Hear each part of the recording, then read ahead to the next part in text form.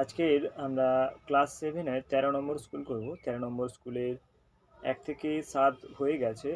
তোমরা এখনও যারা দেখোনি তারা অবশ্যই প্লেলিস্ট থেকে দেখে নেবে। আজকের 8 থেকেই হবে। আর আমার সমাধান চ্যানেলে যারা নতুন আছো তারা অবশ্যই চ্যানেলটিকে সাবস্ক্রাইব করে রাখবে, কারণ এরপরে যখন আমি ভিডিও দেবো তোমাদের কাছে নোটিফিকেশান পৌঁছে যাবে। দেখো, আজকের 8-এর দাগে 1-এর কী আছে, আমার কাছে 5 টাকা 10 টাকার মোট 20টি মুদ্রা ছিল। আমার কাছে মোট 145 টাকা থাকলে কোন মুদ্রা কটি ছিল? ধরি আমার কাছে এক্সটি 5 টাকার মুদ্রা ছিল, তো 10 টাকার মুদ্রা তাহলে কটা ছিল? 20 মাইনাস এক্সটি।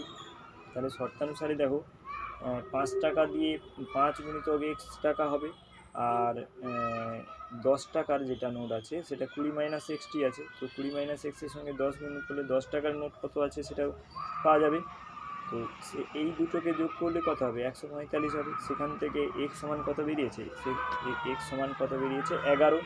তাহলে এক্স কী ধরেছিলাম? 5 টাকার মুদ্রা ধরেছিলাম, তো 5 টাকার মুদ্রা হচ্ছে 11টি হবে। তাহলে 10 টাকার মুদ্রা কী হবে? 20 মাইনাস 11, মানে 9টি।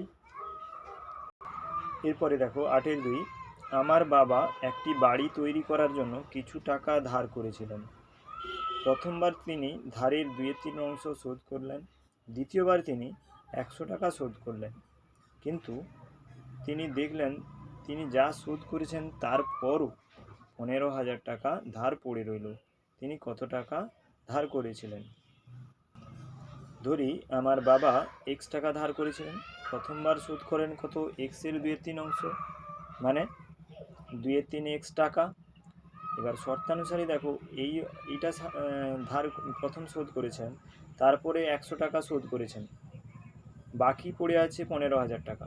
তো এই তিনটেকে যোগ করলে তার যতটা ধার করেছিলেন সেটার পরিমাণের সঙ্গে সমান হবে, তাহলে সেটা এক্সের সঙ্গে সমান হবে। তো সেখান থেকে দেখো এটা সমীকরণকে সমাধান করে এক্স সমান কত পাচ্ছি? 45,300 টাকা। তাহলে তিনি 45,300 টাকা ধার করেছিলেন। এরপরে 9-এর দেখো 1-এর দাগে কী আছে? রম্বস ও বর্গক্ষেত্রের মধ্যে পার্থক্য লেখো। রম্বস ও বর্গক্ষেত্রের মধ্যে পার্থক্য অনেকবার হয়ে গেছে, তোমরা নিজেরা পারবে। দেখো, বর্গক্ষেত্রের প্রতিটি কোণ সমকোণ, কিন্তু রম্বসের প্রতিটি কোণ সমকোণ নয়। আরও একটা পার্থক্য আছে, তোমরা ওখান থেকে দেখে পেয়ে যাবে। আর একটা পার্থক্য কী হতে পারে? দেখো, বর্গক্ষেত্রের কর্ণগুলোর দৈর্ঘ্য কিন্তু সমান, রম্বসের কর্ণগুলির দৈর্ঘ্য সমান নয়।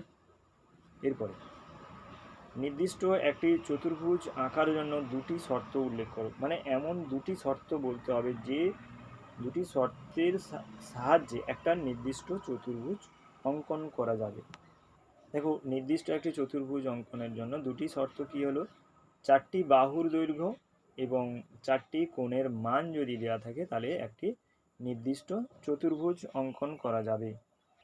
এরপরে দিয়েছে দেখো, সমদ্বিবাহু ট্রাপিজিয়াম আর কুব্জক চতুর্ভুজের সংজ্ঞা, চিত্রসহ সংজ্ঞা। এটা আগেও অনেকবার হয়েছে, তবু আমি একবার বলে দিচ্ছি। আমি কিন্তু এটা আঁকিনি, চিত্র আঁকিনি। দেখো, সমদ্বিবাহু ট্রাপিজিয়াম, যে ট্রাপিজিয়ামের তির্যক বাহু দুটি সমান তাকে সমদ্বিবাহু ট্রাপিজিয়াম বলে। আর কুব্জ চতুর্ভুজ কাকে বলে? যে চতুর্ভুজের কর্ণগুলি বা কর্ণ চতুর্ভুজের ক্ষেত্রের মধ্যে অবস্থিত তাকে কুব্জক চতুর্ভুজ বলে। ঠিক আছে, ছবিগুলো তোমরা নিজেরা এঁকে নিতে পারবে, এটা সহজ আছে। আচ্ছা, তারপরে 9-এর দেখো, 9-এর 4 কী বলেছে? একটি চতুর্ভুজের ঘূর্ণন প্রতিসাম্য কোণ 180 ডিগ্রি এবং প্রতিসম রেখা দুটি হলে চতুর্ভুজটি কী কী হতে পারে? দেখো, চতুর্ভুজ কী কী হতে পারে? আয়তক্ষেত্র হতে পারে আর রম্বস হতে পারে।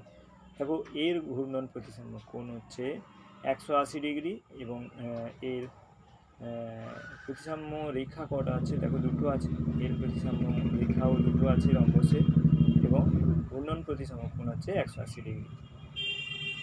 এরপরে 11 দাগে দেখো, একটি চতুর্ভুজ এইচ ই এ আর অঙ্কন করো, যার এইচ সমান 7 সেন্টিমিটার, আর এইচ সমান 8.5 সেন্টিমিটার এবং কোণ ইএআর সমান 90 ডিগ্রি, কোণ এইচ ই এ সমান 120 ডিগ্রি ও কোণ এইচ আর এ সমান 75 ডিগ্রি। এটা দেখতে অনেক বড় লাগছে, কিন্তু এটা এত কঠিন নয়। আছে, এটা একটু স্ট্যান্ডার্ড অঙ্ক আছে, কিন্তু এটা এতটাই কঠিন নয়, সহজই আছে। যে কোনো সম্পাদ্য করতে হলে আমি বলেছি একটা কোণে তোমরা এঁকে নেবে, যে এটা পেনের সাহায্যে বা পেন্সিলের সাহায্যে একটা রাফলি এঁকে নেবে, তাহলে তোমাদের ফাইনাল ফেয়ার করতে কোনো অসুবিধে হবে না। দেখো যেহেতু বলেছি, দেখো আর এইচ ই 90 ডিগ্রি, মানে এইটা 90 ডিগ্রি আর এইচ ই, এবং দেখো এইচ ই এ সমান 120 ডিগ্রি, মানে এটা, মানে একটা 7 সেন্টিমিটার রেখা টানতে হবে, তার এদিকে একটা 90 ডিগ্রি টানতে হবে, এদিকে একটা 120 ডিগ্রি টানতে হবে। তারপরে আরও একটা কি বলেছে, আর এইচ সমান 8.5, তাহলে এটা 8.5 পর্যন্ত এটা বাড়াতে হবে, ঠিক আছে, বা 8.5-এর এই রেখার মান নিয়ে এটা কাটতে হবে। তো 8.5-এর রেখার মান নিয়ে এখানে কাটতে হবে। তারপরে এই যে এখানে কাটলাম, এই যে পয়েন্টটা পেলাম, এই পয়েন্টে এখানে 75 ডিগ্রি কোণ আঁকতে হবে, বা 75 ডিগ্রির কোণের মাপে সমান কোণ একটা এখানে আঁকতে হবে। দেখো এইটা এখানে বাড়িয়ে দিয়েছি, এবং এখানে 75 ডিগ্রিটাকে এখানে বাড়াতে হবে, বাড়িয়ে যেখানে বিন্দুতে মিলিত হবে সেটা হবে এ, ঠিক আছে। দেখো এখানে পেয়ারটা দেখো, পেয়ার দেখো, যেহেতু এখানে 75 ডিগ্রি করেছে, তাহলে 75 ডিগ্রি আমাকে এই 75 ডিগ্রি কোণের মান এই রেখাটার এখানে এদিকে 90 ডিগ্রি, এদিকে 120 ডিগ্রি করে নিতে পারবো, কিন্তু এখানে 75 ডিগ্রি করতে একটু অসুবিধা হবে, সেই কারণে বাইরে একটা 75 ডিগ্রি আমরা এঁকে নেব। দেখো 75 ডিগ্রি কী করে আঁকতে হয়েছে, এখানে 90 ডিগ্রি তোমরা আঁকতে পারবে। 90 ডিগ্রি আঁকার পর দেখো এখান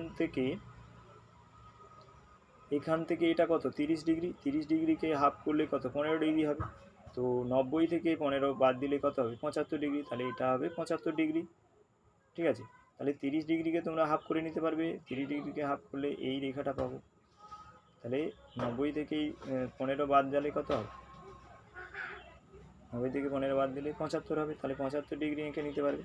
এবার দেখো ফাইনালি এটা কী করে আঁকা হয়েছে। দেখো এটা এখানে 7 সেন্টিমিটারে একটা লাইন টানবে, তারপর 7 সেন্টিমিটারের এই দিকে 90 ডিগ্রি টেনে দেবে, ঠিক আছে, এই দিকে 120 ডিগ্রি টেনে দেবে। এবার 8.5 সেন্টিমিটার লাইনের এখান থেকে ছিল যেটা, সেটা মাপ নিয়ে এখানে কম্পাসের কাঁটা বসিয়ে এখানে কেটে নেবে, তাহলে এখানে আর বিন্দু পেয়ে যাবে। তো আর বিন্দু থেকে এই 75 ডিগ্রির কোণের সমান মাপ নিয়ে এখানে এটা বাড়িয়ে দেবে, আর এটা বাড়িয়ে দেবে, তাহলে এই বিন্দুটা পেয়ে যাব, এই বিন্দু পেয়ে যাব। এরপরে দেখো 11.2 কি বলেছে, এবিসি একটি সমকোণী সমদ্বিবাহু ত্রিভুজ অঙ্কন করো, যার এবি বাহুর দৈর্ঘ্য 7 সেন্টিমিটার এবং এবি ও বিসি বাহুর মধ্যবর্তী কোণ সমকোণ। এটা রাফলি করলে কি হবে, এখানে দেখো রাফলি করলে দেখো এখানে একটা 90 ডিগ্রি করতে হবে, 90 ডিগ্রি করে এটা 7 সেন্টিমিটার রেখার উপর এটা 90 ডিগ্রি করলে এই 7 সেন্টিমিটার রেখার মাপ নিয়ে এখানে এদিকে কাটলে, ঠিক আছে, কেটে এই দুটো পয়েন্ট যোগ করে নিতে হবে। দেখো এখানে 7 সেন্টিমিটার তৈরি করে এখান থেকে 90 ডিগ্রি করতে হয়েছে, 90 ডিগ্রি করার পর এখান থেকে এখান পর্যন্ত 7 সেন্টিমিটারের মাপ নিয়ে এখানে কাটলে এই পয়েন্টটা পেয়ে যাবে, এই পয়েন্টটা এখান থেকে যোগ করে দিতে হবে, যোগ করে দিলে এটা সমকোণী সমদ্বিবাহু ত্রিভুজ তৈরি হয়ে যাবে। এখানে দেখো এখানে নাম দেওয়া আছে, কিন্তু এখানে নাম দেওয়া নেই, নাম দিয়ে দেবে, এটা এ, এটা বি, এটা সি হবে। আশা করি তোমাদের এই সমাধানগুলো কাজে লাগছে। যদি কাজে লেগে থাকে অবশ্যই একটি লাইক করবে এবং বন্ধুদের সঙ্গে শেয়ার করবে, যাতে এই সবাই সমাধানগুলো পেয়ে থাকে। আর আমার সমাধান চ্যানেলে যারা নতুন আছো তারা অবশ্যই চ্যানেলটিকে সাবস্ক্রাইব করে রাখবে, কারণ এরপরে যখন আমি ভিডিও দেবো তোমাদের কাছে নোটিফিকেশান পৌঁছে যাবে। Thank you.